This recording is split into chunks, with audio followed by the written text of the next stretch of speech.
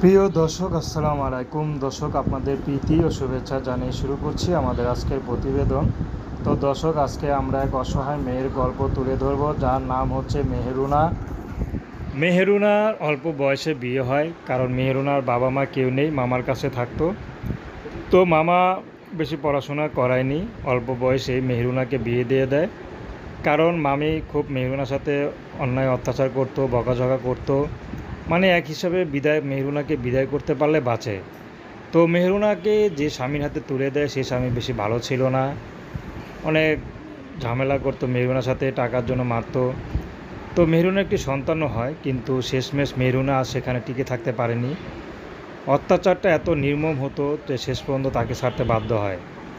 তো এখন মেহেরুনা তার মামা মামির কাছে আসে, কিন্তু মামা দেখতে পারলেও মামির জন্য পারে না, আর মামি সারাদিনেই ক্যাচর ম্যাচর করতে থাকে। তো মেহেরুনা চাচ্ছে এখানে আর না থাকতে, কিন্তু কোথায় যাবে তার যাওয়া নেই। তো মেহেরুনা চাচ্ছে যদি ভালো একটা জীবনসঙ্গী পায়, তাহলে মেহেরুনা বিয়ে শাদী করে চলে যাবে, সে যেমনই হোক। মেহেরুনা দেখতে গরিব হলেও সুন্দর আছে।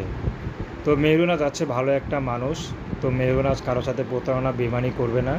যদি তার বাচ্চা সহ কেউ দায়িত্ব নেয়, তাহলে মেহেরুনা তাকে বিয়ে করবে।